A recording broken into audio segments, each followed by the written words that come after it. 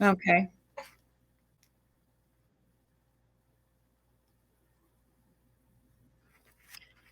Hi, everybody. Are we all back? And is everybody excited for Heidi's session? I know many of you are really eager to sit in on this one. Oh boy, what do I say about Heidi Gustafson? You know, whether you call her the Ochrist or the Ochre Whisperer, Heidi Gustafson's work with ochres is world renowned. Her special magic with ochre includes an extensive ochre archive that spans the globe and the range of color. Tucked away in her little cabin in the woods, Heidi communicates with ochre, listening deeply to the lessons it wants us to learn, and she shares these wisdoms generously. Featured in the New York Times, American Craft, China, and several other publications and books, including True Colors, World Masters of Natural Dyes and Pigments. Heidi is known for her intuitive and highly collaborative ochre and iron research projects that translate between worlds. Without Heidi, this event would not exist. Her support and being my sounding board gave me the freedom to jump off that cliff and begin making this happen. And along the way, she contributed the beautiful graphics for our branding, and she took over my website, Pigments Revealed, and recreated it for temporary to focus on the symposium. And she put together our beautiful program. Please welcome Heidi Gustafson. Thanks, Melanie. I love you. And hi, all of my friends out there who I hope are cluing in, and wherever you are in the world. A lot of you I've been seeing behind the scenes and sending me messages. So thanks for being here. And thanks to Melanie and Tilka for all the behind the scenes, and for everyone who sort of rolled with the first day technical brouhaha that we're working on. So that said, I'm going to dive into some ochre worlds, and I want to kind of, I think my job today is sort of to explore what ochre means to me and what ochre is in my deep personal definition. And I don't really know where that's going to lead. I'm going to do my best to sort of unpack that in as simple of a way as I can, and also bring in some sort of thoughts I'm still working on that I'm not totally sure how I feel about ochre's sort of shadow side and its relationship to the Industrial Revolution and the Iron Age that we are still under the thumb of, and its catastrophic effects on the planet and the climate. So that's what I'm going to try to do.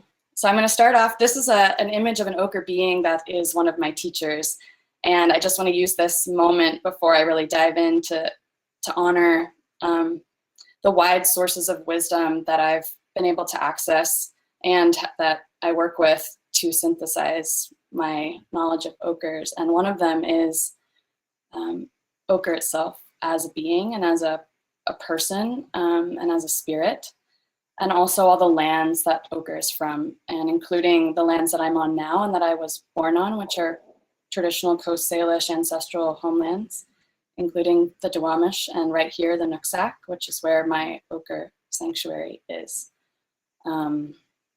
Also, all the land beings I've met that are ochre teachers around the world, they're too many to name.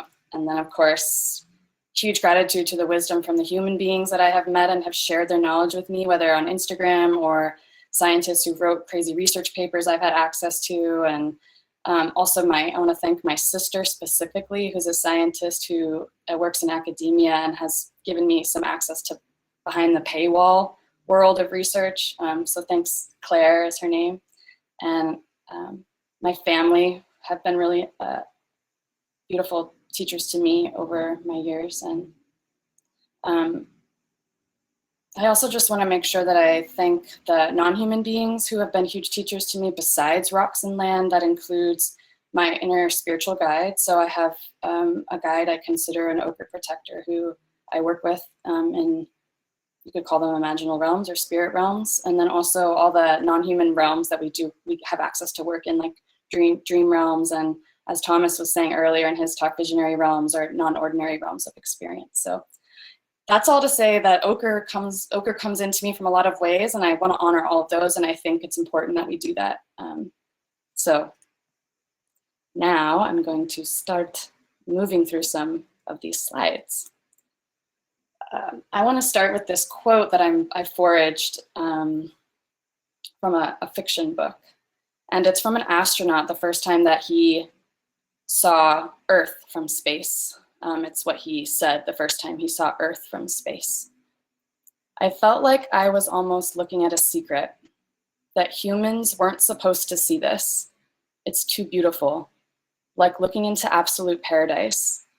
My first reaction was to look away from it. I actually turned my head. I thought, I'm not supposed to be looking at this. And this is something that is really important to start off an ochre talk with, because a big part of what I've learned about ochre is that ochre and earth are very much metaphorically connected, and they're portals to one another. And ochre is something that is humbling, it's beautiful, and it's, in a lot of cultural traditions, something you're not supposed to look at, something you're not supposed to even talk about or share knowledge of outside of your culture. And so I want to honor that is something I'm thinking about, and that sense of humility in the face of, you know, what we now think of as like the most banal of the banal rocks. It's very ubiquitous, it's very common, and kind of how we think about the earth. It's very, you know, it's our common ancestor, but we don't necessarily treat it that way. So yeah, we're not supposed to be looking at this. I did my very best in what I'm sharing here about ochres and what I'm going to unpack to be very mindful of the permissions I have received to share or not. And that my wish is that what I'm sharing is knowledge that is supposed to be heard.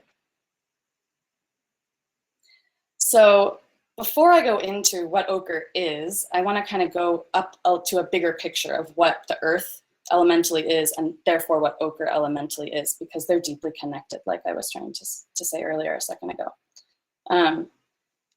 The earth by mass elementally is made up predominantly of three things: iron, oxygen, and silicone. Those are the most dominant elements by mass for our organism of the earth that we live on. And this is really essential to think about, because iron is the core of the earth. It's the heart of the earth. It's the hearth. The oxygen is bound up in rocks, but also defines the atmosphere that we live in. And the silicone you can kind of think about as the skin of the earth. And in ochres, this is a hematite ochre. Those three things are also the main dominant elements in my understanding of what ochre is. So iron, oxygen, and land, or silicone, so the skin of the earth piece. And it's in that way, it's really easy to sort of see when you hold a piece of ochre, like I have this piece here. When you hold a piece of ochre, you're holding a piece and a portal to the heart of the earth and its main dominant essential metaphoric materials and real actual elements. Now I kind of want to take you through the ochre spectrum. So that's the elemental nature. I sort of think about ochres as containing those three primary things and a little bit more, which I want to unpack now. These are the ochres I'm going to go through in their primary mineral forms. So I'm going to take you through them one at a time, kind of through the full spectrum, almost like a rainbow. And I know a lot of you are very familiar with the ochre minerals that are out there in the pigment world, but I'm just going to offer them again to you in case you do not know what minerals are related to ochres. And so the first one I think is the most dominant one is red ochre, the mineral of red ochre, which is hematite, and that's iron oxide. So it is iron and oxygen and earth. And hematite is really well known as being etymologically in English, the stone that bleeds. It's a bleeding stone. It's considered part of the Earth's life force. It's a very dominant mineral all over the planet. And this particular photograph is from Hormuz Island in Iran in the Strait of Hormuz. And I I've never been here, but I really would love to visit this place because it has this really strong mythology around our, in the West, like our Western religious Christian myth of the Garden of Eden, in such that some people theoretically think that this island is where the Garden of Eden was sort of imagined. And if you don't know the origin story in the Western Christian tradition, it's in the Bible, and the origin story essentially, our God created Adam out of red clay. And the word Adam is the Semitic word for red clay or red ochre. And so this island is really interesting because it materially captures that origin myth, and it also translates between the language Adam, the person, the people, the origin of humans in that tradition, and the actual place. So this place, though, what is cool about it is this ochre is 500 million year old volcanic ochre. So I just find that really interesting. And one more thing about hematite is that it's not only a Western, it's connected to Western origin stories or our creation myths in the West, but as you might have heard Sarah talk earlier, it's a really important mineral that is often in places that are origin stories for cultures all around the planets and from spanning lots of time frames. So in her Maori tradition, there's a woman, like a female deity, who basically she gives birth to people, and it's through this red ochre that they are also coming out of. So there are a lot of shared mythologies around hematite and origins, which I find really interesting. So here's just a sort of display of what ochres look like, different ones that are red. So these are all kinds of minerals from all kinds of time periods.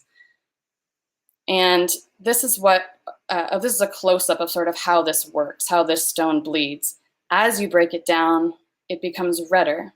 And when you add water, it literally looks and smells and even tastes like blood.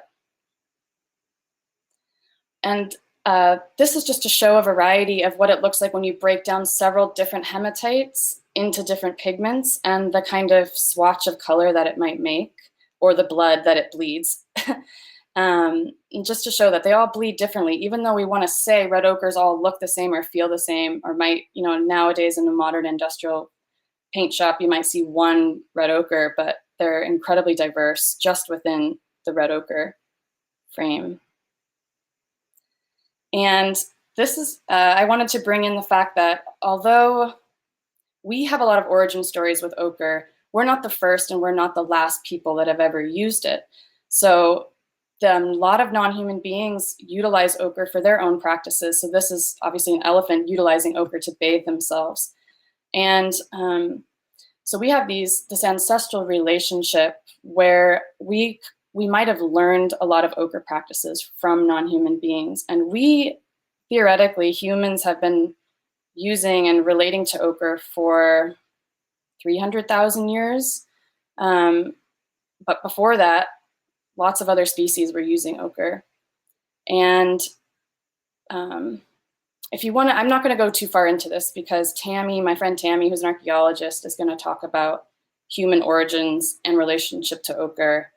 And a panel that I'm on a little bit later on Saturday, we're going to go deeper into this kind of origin story from the human to non-human species related to ochre. I wish I could see you all because I really just want to share stories immediately. I could spend a whole hour just talking about one of these ochres, but I'm going to try to get through them all. This is my second ochre. This is considered orange ochre or living ochre. It's biogenic iron, and it's looks like mud. It doesn't look like much, but it's actually produced by microbial beings, some of the oldest beings on Earth. So these are essentially microscopic beings that produce this ochre out of their bodies. It's like their exoskeleton, their excretion, and it's actually the architecture that supports their community. So this ochre is actually a really complex architectural structure, which I will show you. And it's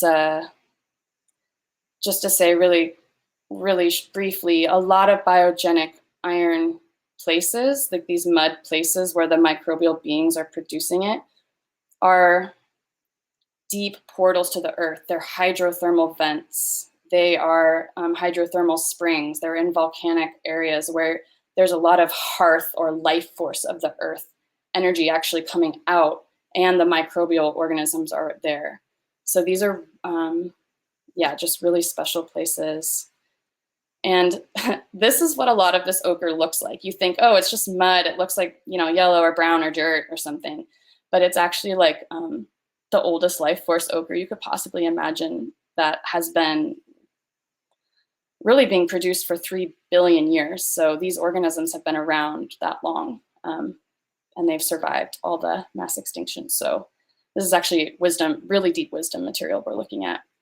And you can see that it changes tones too. When you heat up biogenic ochre, it can change from its kind of iron hydroxide state to back to hematite. It heats up and it becomes red, and then it can heat up more and become purple. And if you heat it up at the right time and with the right pH, it'll become magnetic. So it becomes all these different ochres itself.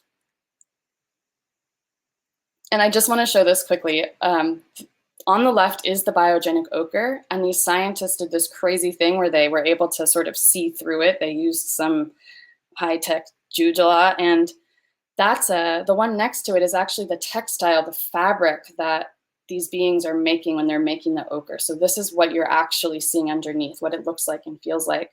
And on the far right is a picture of what the whole community of these microbial organisms are doing when you're looking at that stream of mud. This is what's sort of actually happening. And this is just a real close-up of these beings, what they do, because I think it's cool. They, like, the little yellow things are the beings, and the orange is the architectural elements that they grow out of their bodies. And what's interesting about this, so you have this orange mud, that's biogenic ochre. The next ochre I want to talk about is yellow ochre, or goethite, or limonite. And this mineral is what forms when that mud from the biogenic ochre hardens. So over time it mineralizes and it becomes what's known as bog iron. And that also becomes goethite. So it's hydrated iron oxygen. It's iron, oxygen, a little bit of water, and a little bit of land. And you can see in this one, in the screen, you can still see the sheath that the microbial organisms left behind. And this rock is 3 billion years old from when our atmosphere was first made friendly to complex life forms. And this is an ochre from Australia that gets broken down and becomes a very luminous yellow, kind of like it's been holding the sun for all of those years. And I just find that really beautiful. So I'm gonna move now into goethite limonite. And this is, again, yellow ochre. It's also brown ochre, and it's also called, when it's mixed up into the paint tradition, it sometimes is called umber. It's one of the parts of the shadow paint, but that's what umber is. It's the paint of the shadow. And yeah, I'm gonna not go too much into this, but essentially these are different forms of goethite and limonite that make yellow ochre. What's interesting about a lot of them to me is that they used to be organic. They used to be biogenic beings, or they used to be plants, or they used to be poop. So the one on the top, that's kind of like lumpy and stuff, that's a piece of fossilized poop, basically, that became goethite. Then the ones on the far right, the little globe and the long tube, those are old horsetail roots that mineralized into goethite. And then if you go down, the bog iron is on the lower left, and that is mineralized biogenic ochre. So you get this feeling that mud, that's living mud, all these life force beings slowly become hardened over time and become ochres, which I just think is really magical. And this is just something that a lot of people know about ochres, but if you don't know, you can take goethite, which is yellow ochre, iron, oxygen, and water. You can heat it up, and the water will evaporate, and it will go from yellow to red, so it will become hematite. And a lot of times when you're actually working in ochre places, it's not that straightforward. A lot of these beings will have both of them combined. So you might, like for example, I don't know if you can see my screen very well, but you might find a piece of red ochre laying in the soil and it's been hot up on top, so it's quite red. But if you unbury it, you will see that it might still be the hydrated ochre underneath, where it's still moist and it still has water. So this being has both of them intact, sort of telling that story of how transformation can happen based on where you are and which direction you're facing. Are you facing the dark? Are you facing the sun? And I find that really beautiful. The next major ochre is magnetite, which is also, I hope this is not like way too blah, blah, blah rocks or technical. I really hope, I'm really wanting to get this piece out, but I'm hoping you can kind of hear in it some of the poetry that is slowly about how ochre really carries a lot of life force. And so I'm just hoping you're holding that in your attention. But magnetite is iron oxide, just slightly more iron and slightly more oxygen than what's in hematite. And it's black and it's magnetic. And it's, the other term for it is the way stone or the burden stone.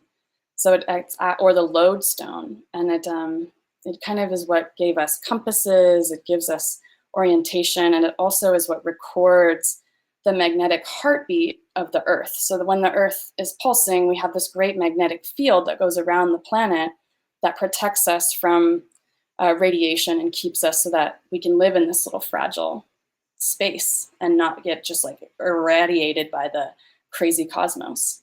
And magnetite is part of the evidence of that. And this is magnetic sand on a beach. You see the little like waves there? That's when waves have come up and pushed the heavier magnetite that's in rocks and that's captured under in the sand and kind of forms these piles. So if you take a magnet and stick it in the sand and you pull it out, you'll get black ochre. And that's what's on the right here is magnetic sand that it's just like this amazing magical material. And the other ones are really simple formations of magnetite. One is from a cave, the bottom one, and it kind of forms in this crystal shape. And then the other ones are just kind of what it looks like. It looks black. And there's so much more I could say, but I think I will wait.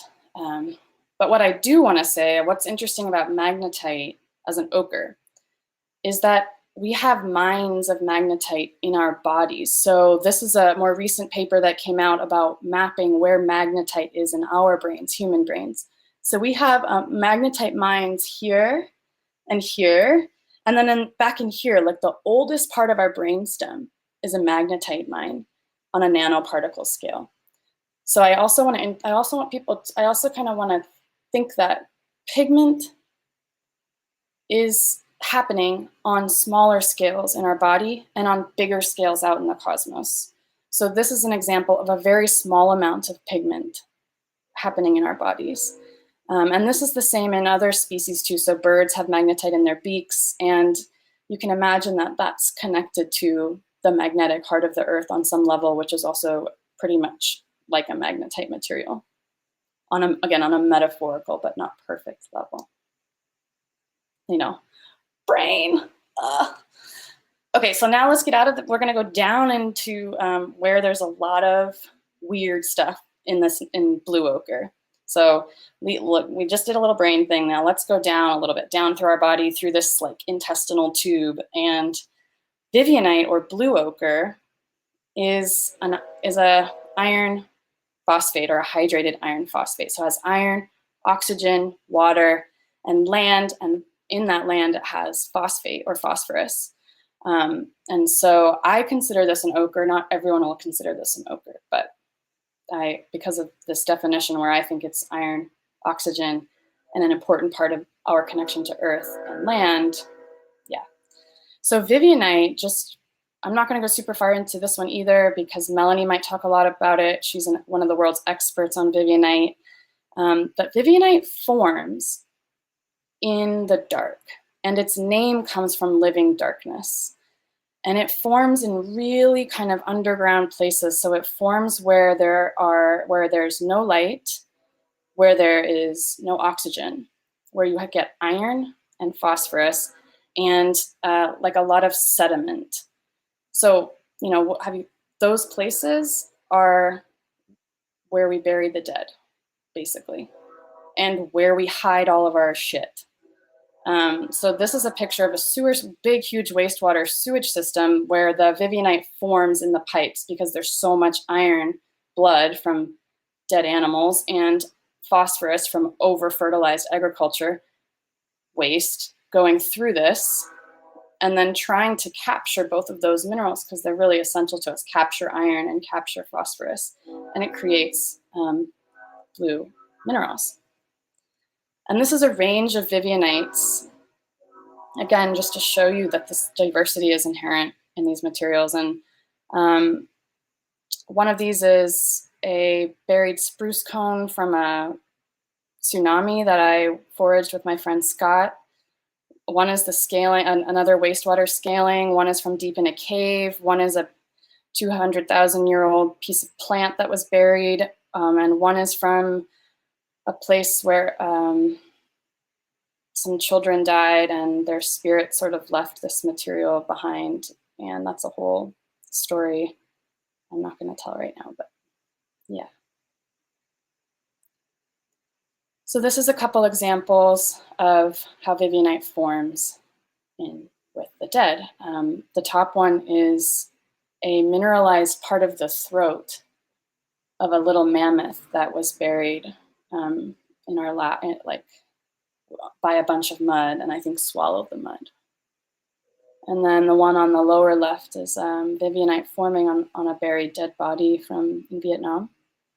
And the one on the right is the skull that's growing vivianite, where the phosphorus of your bones are and the iron in your blood meet.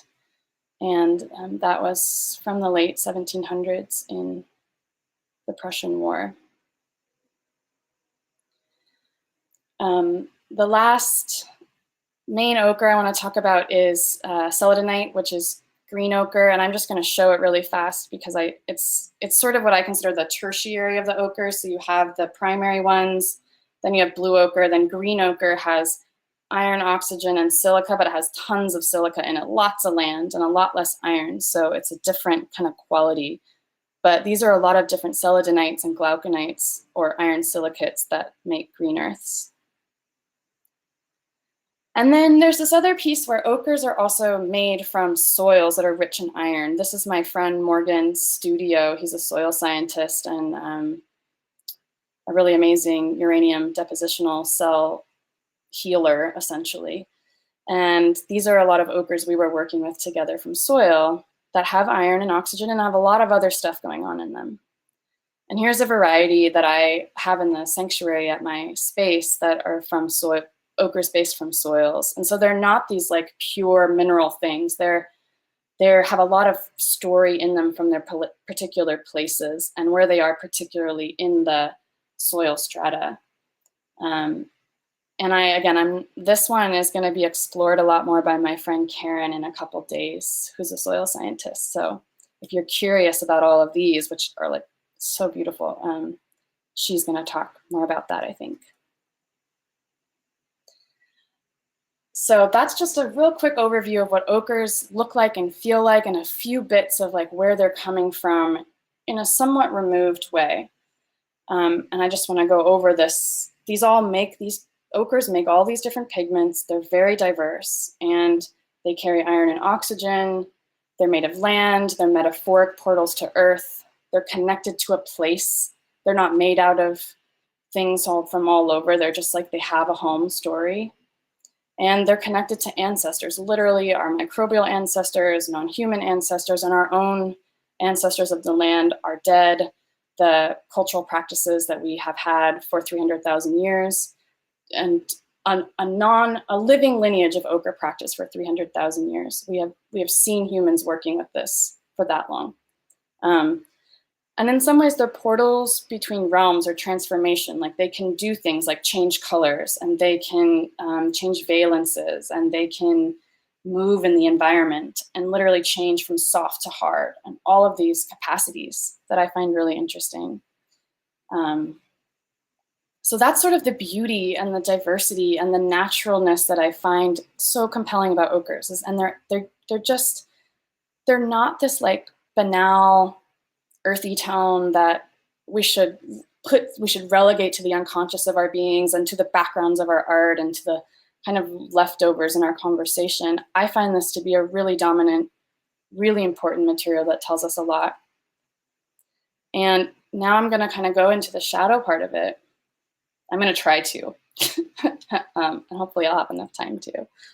So this is a fresco painting from Pompeii that's done in ochres of what's called a Hephaestian forge. And again, I'm going to bring in a myth from the West because that's the culture that I am currently in. In the West, the main god of iron is Hephaestus. And Hephaestus is this god from the Greek tradition who created the forge. And he did that when he was thrown down from the realm of the gods down to earth and into the earth. And there he had fire and he put iron and he did all this stuff. And then he was able to create all this magical iron material, armor, weapons, chains, magical robots. Literally, like the stories from the Greek are really cool.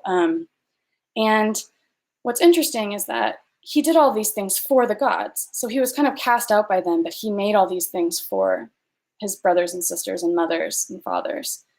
And essentially, long story short, the humans come along and they steal this technology because they want to have it for themselves.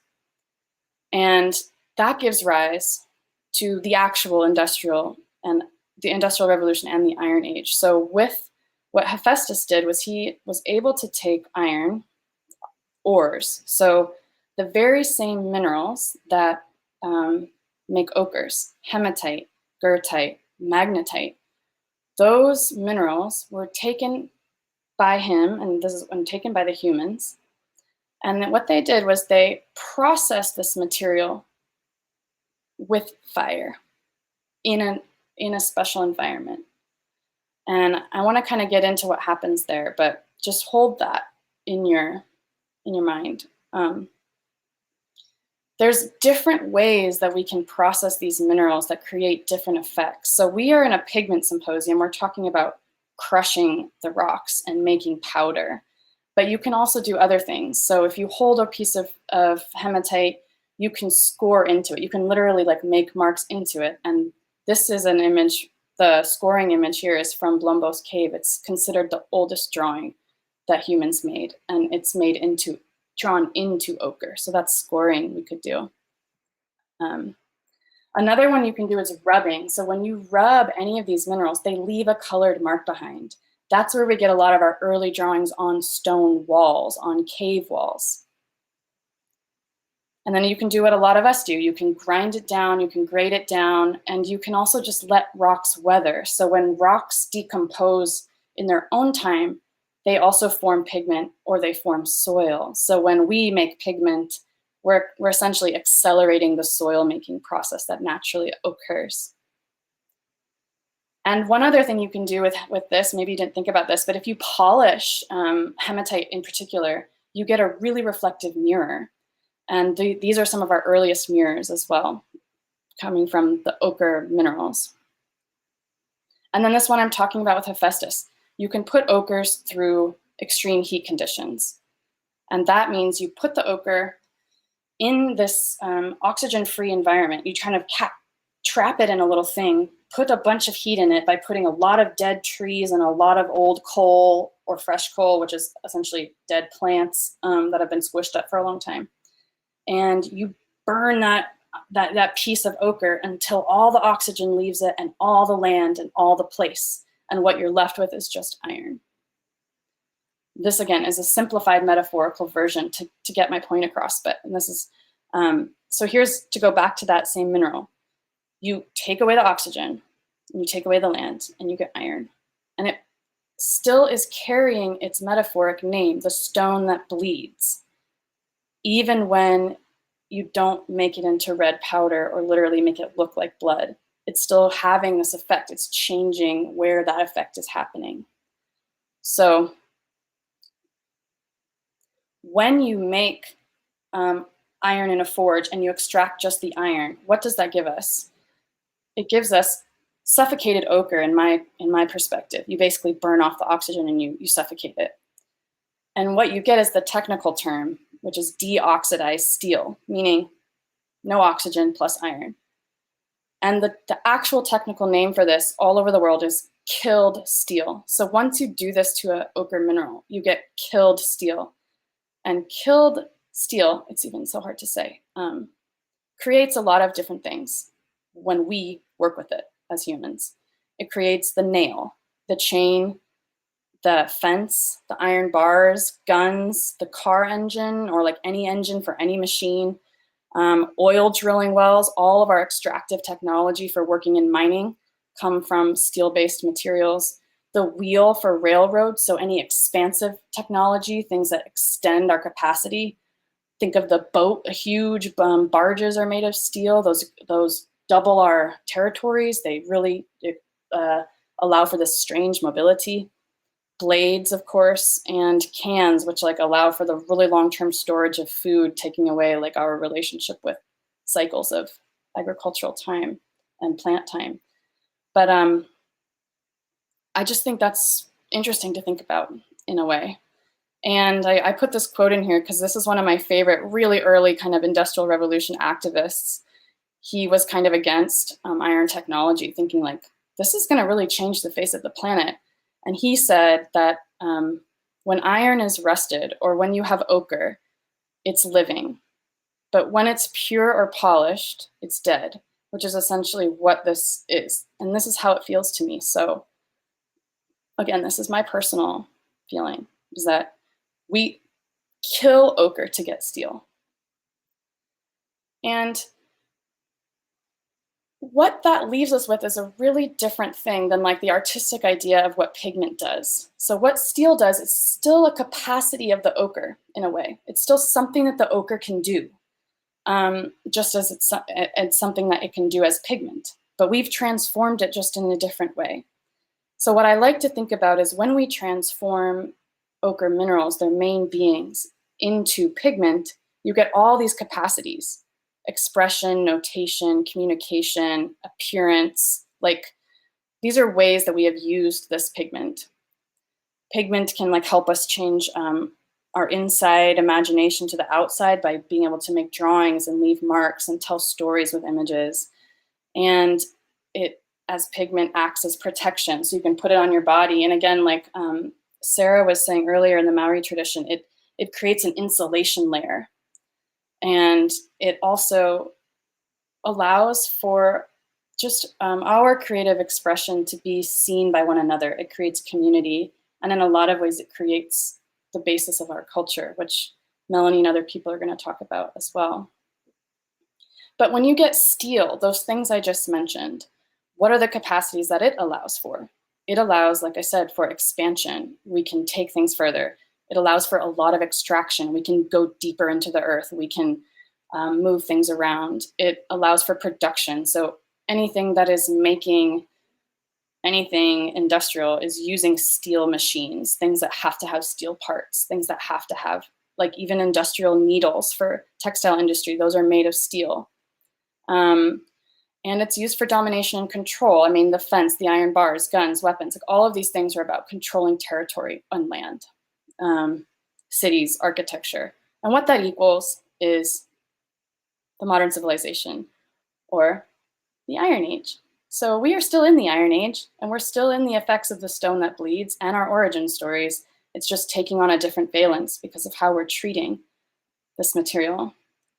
I'm just throwing this out there. This is from the largest iron mine company in the world, one of the largest ones. And they are really excited to tell everybody that the fabric of life from steel is all of these things, which are, you can see skyscrapers, cars, bridges, big, huge machine excavators and highways and stuff. And if you know stuff about ecological thought, a lot of what you see in this image is the primary reasons that we have massive climate crisis right now. And a lot of these places where steel is celebrated are also the materials that are causing our self-destruction. So I just am putting that out there as something that's really fascinating to me. And I want to coax this out a little bit more by showing the effects of steel over time in our contemporary pigment world. So this is an image of Shanghai in the early 1980s. That's when I was born. And the purple part is where they've built a city out of their steel. And this is from 2 years ago. And this is how that steel city world has expanded in the last, 30 something years. And it's essentially like, the way I see it is it's painting, in a way, a gray or metallic silver pigment over the landscape. And it's removing all the organic, that thin layer of skin that I was talking about. It's basically scraping it off and putting this metallic pigment rising up out of the earth. And I want to just bring in a really quick thing from alchemy, which is that there's a very well-known formula for things like this, which is just called like by like. So if you suffocate ochre to get steel, probably it's going to suffocate you, right? So the action that you do goes back onto you. And so in this case, you can literally see the pigment is suffocating the land in a big picture way, the way that I'm thinking about it. So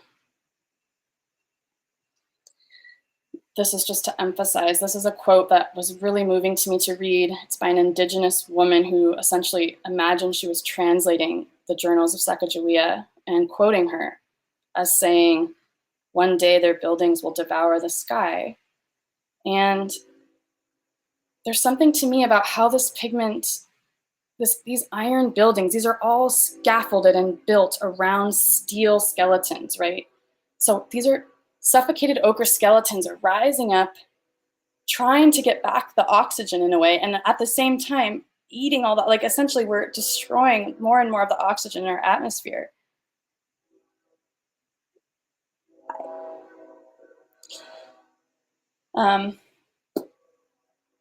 Yeah, so I want to just show a few of these places where we are actually getting the iron materials that are, how do we have so much of this iron ore that we're able, or ochre, that we're able to transform into all of these things? And I want to show a few of these industrial size ochre mines that have, well, they were ochre mines and or they're ochre beings. A lot of these were sacred beings, land beings, that are now considered iron oxide mines, and they're only extracted for this iron purpose.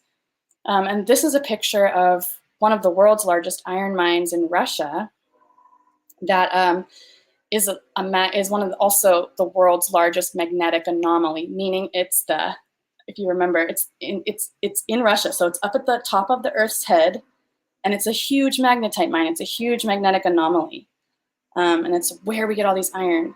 And essentially, we're like drilling a hole into the magnet of the Earth's head. Like, what happens when you drill a hole into your head? You either release pressure temporarily or you kill yourself. I mean,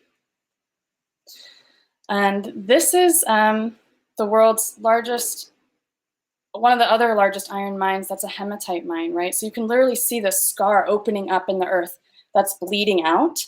And this is in Brazil, and it's devouring the rainforest, is what it's doing. It's bleeding out all over the rainforest.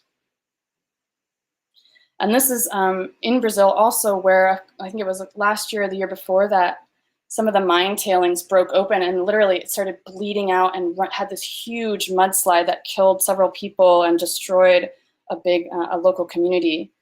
But you can see this river of blood. And it's the same. This is the result of Rio Tinto's mining practices in Spain that is basically filling the water with iron.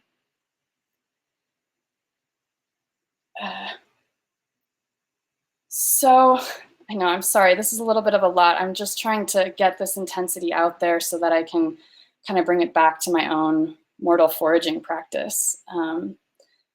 But I just want to show what these ochre minerals really feel like at the end of the day. So the one on the left is hematite when it is in its natural form. And when you crush this up, it really bleeds red, and that's the bleeding stone. Its look-alike, which looks a lot like it, is killed steel. So what that piece is in the middle is railroad slag. So it's that hematite, it's been heated up, it's been deoxygenated, and then it's been put into a railroad, and then it's been moved around and heated up again, and then you get this leftover piece of steel. And when you crush this up, the pigment is gray. It has no more life force in it. And it takes years and years for these steels to kind of, rust back red. Then the one on the far right is a piece of also iron and oxygen that is from out in the cosmos. Another planet exploded, and its heart was made of iron, just like our planet.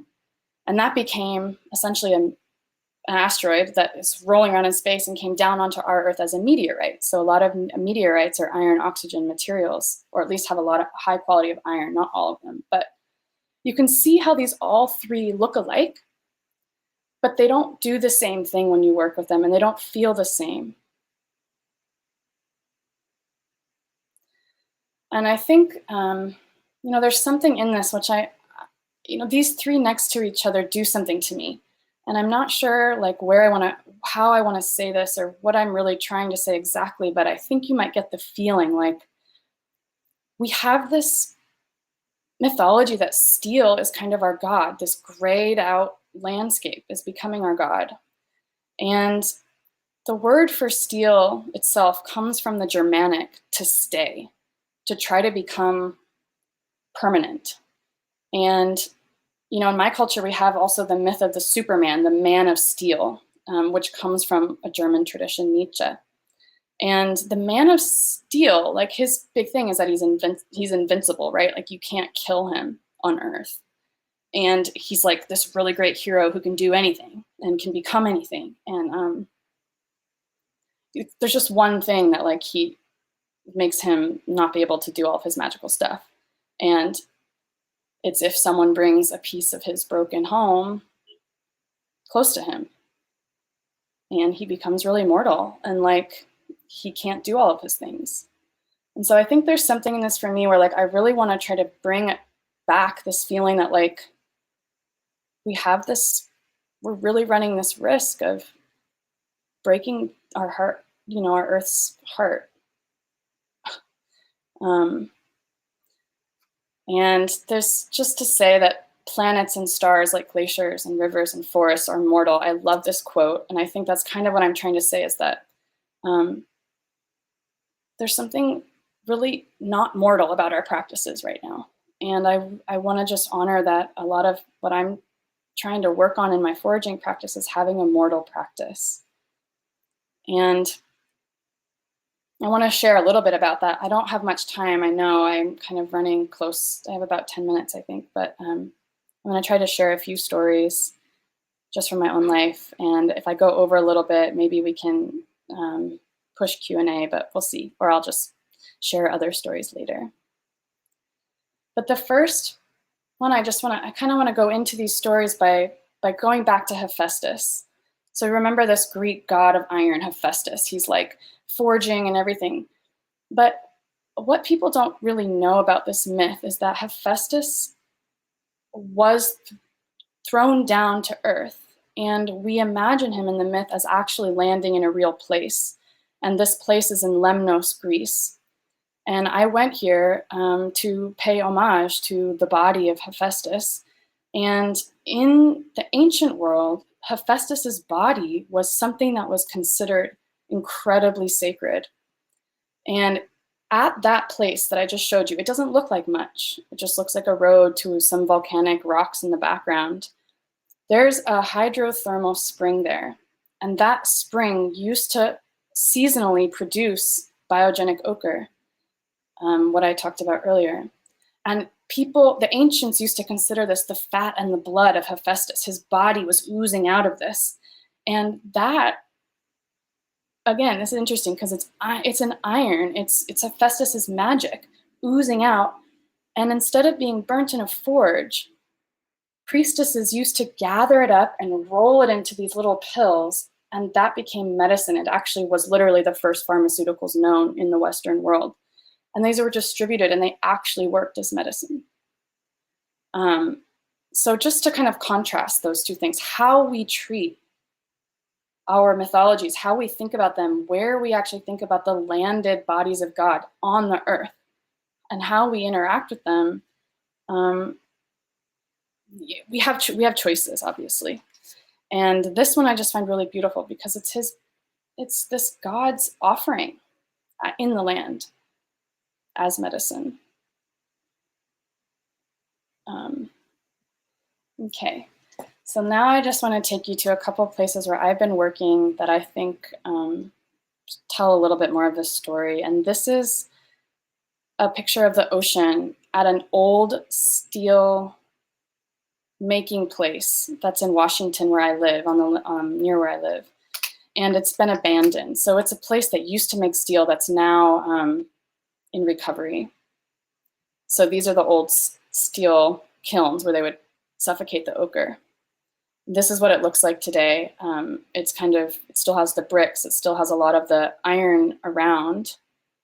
And it has the layers of heated coal and dead old growth forest that they cut down to make the fire in the soil here. And then on the ground, you get this big variety of things. You get shells, you get bricks, you get iron, you get clay. And you can feel that the ocean's kind of washing over it, trying to kind of remediate it on its own, trying to be like, okay, steel, like you didn't quite make it here. Can we still let you breathe? And when you actually look at the ochres that are on the ground there, they're still like being able to breathe back. These are like steel pieces that, like, I don't know, survived. So they're still bleeding red. They're still making yellow ochre. And this is the palette of ochres that I just started playing with when I went to that place for the first time. And it just shows you how the palette is small, but in this steel place, it's trying to come back. It's trying to breathe back a kind of the rainbow, but it's getting just the first few pieces of the spectrum. And this is a place that is right next to where my ochre sanctuary is, and it's a mountain called Sumas Mountain, and Sumas comes from the Nooksack, the indigenous Nooksack language here, and it means great wide open. But right now it's been logged a bunch, and so it's kind of got a lot of pretty rough energy, but it was also the site, one of the places where iron was mined and taken to that abandoned steel mill that I just showed you on the coast. So this used to be, in the early 20th century, a place where ochre was taken down to to become steel. And when I walk around, again, it looks banal, but as you get closer to it, it's still kind of showing where its life force is hiding. And this is at the creek at the base of the mountain, which I showed a picture of a few months ago to some of you. And these are the ochres that are still there in the creek, just living out their lives, not becoming weapons and that kind of thing. But it's just beautiful. I just find that it's really beautiful, and it's really much more full spectrum and much more humble again. And if you climb up to the top of Sumas Mountain, you can kind of see down in that valley is where my studio is, just kind of over that next ridge. And in the far distance is Canada. But at the top of the mountain is also a full spectrum of iron minerals still living out their lives, and much older minerals. So some of the oldest rocks that we have access to, called olivine, are up in here too. So it's just this beautiful place that sort of is still containing a lot of ochre magic that I work with just in my neighborhood. And this is the spectrum of ochres that is there. And then just to close up, I want to tell a little bit of a story about one of my most mortal places and my ancestral places that I work with ochre in. And this is a place that I went when I was, the first day I was born, and it's a beach that's on an island. It's, again, traditional coastal ancestral land, but it's called Whidbey Island now. And my grandparents lived here. And so I went there and I spent my first days as a child there. I spent many times of my life there. I lived there for a few months with my grandfather. And it looks like this. It always looked like this to me, like a gray beach.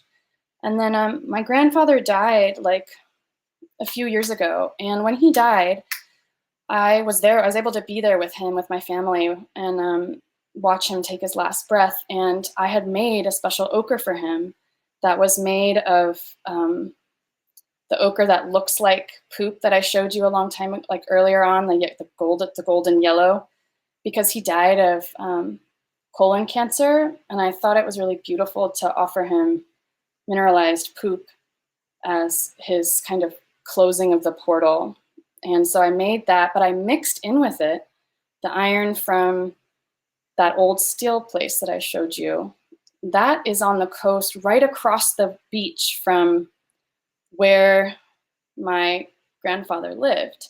So it was kind of this ochre that was from as close as I could get to from him, and this ochre that was made of shit as an offering to him as he was dying, or when he was dead. And a few years later, I went back to this beach, and I discovered and realized that it had all of this ochre on it that I'd never known about before. It was almost as if, like, by offering him that ochre when he died, somehow his ancestral memory was still working with me, or like his being was there. And I started getting closer to this beach, and eventually, like, I see all of these ancient weathered clays being brought out.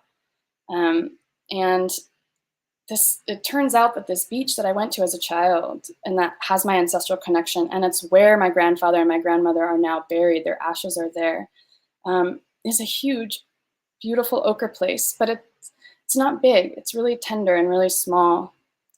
And this is the spectrum of ochres that I have worked with there. And there's more stories I could say, but I just want to kind of feel that, like, ochres feel like these kinds of supernatural earth spells. Like, they have that capacity. They can connect us to our ancestors, and we hear this we're going to hear this with other people that are talking during the symposium. But they also, like, protect our souls right now, and they're kind of help us come more fully back into the world, I think, as opposed to, like, these big grandiose ideas we have as a civilization.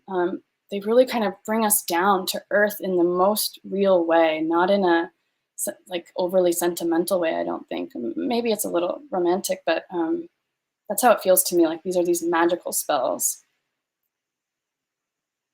And I just kind of want to leave it here, because I know I'm running out of time, but just to honor ancestral things. So when a person dies, when I die, I just want to make it clear that I have enough iron in my body to make either a nail or like 5 or 10 grams of pigment.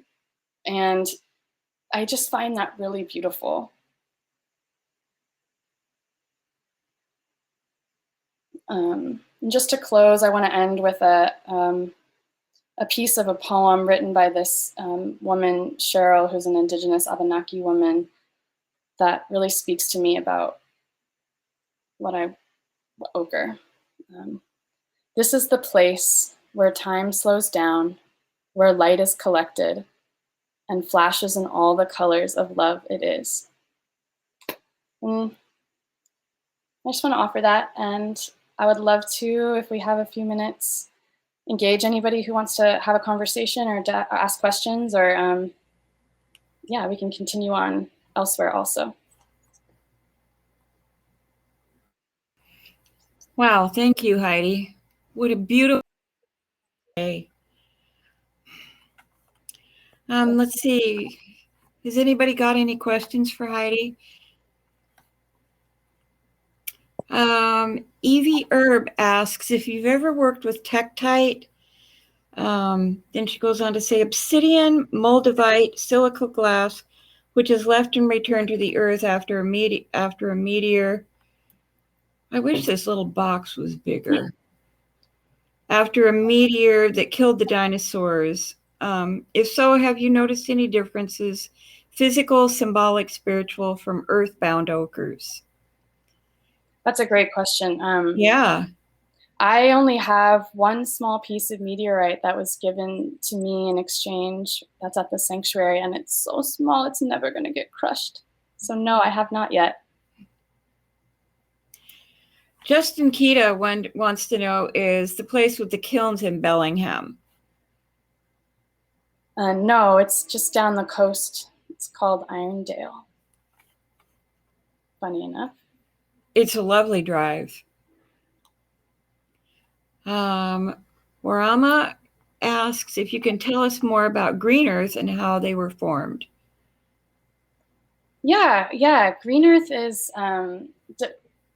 interesting because there's different ways it can be formed. One of them, glauconite, tends to be formed in old marine environments, and celadonite is a little bit different.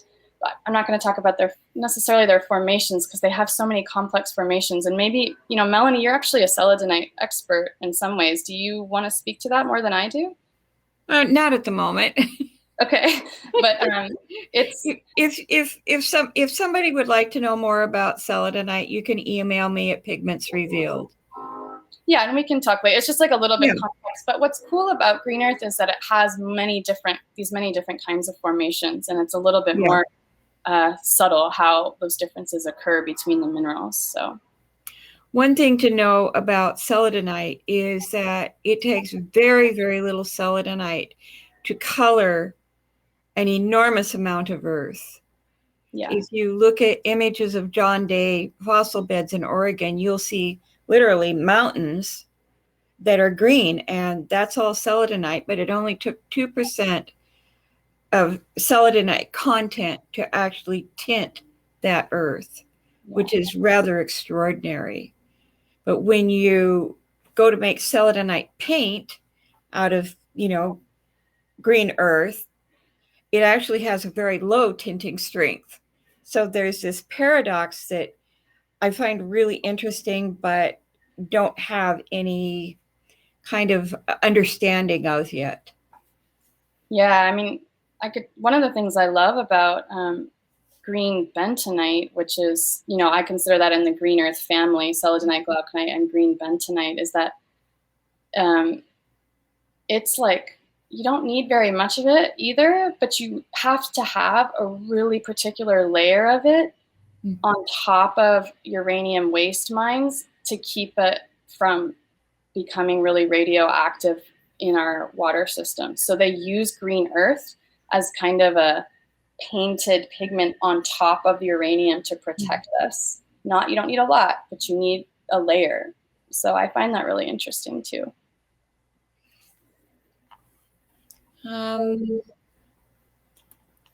Anybody else?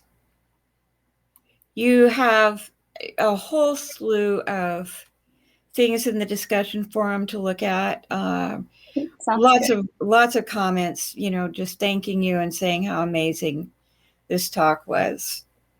Thanks, and we'll have lots of time to explore. So go enjoy your nights. Thanks for being up for me as the last talk. And Melanie, I will see you later and tomorrow. Yeah. All right. Well, that's the wrap for today.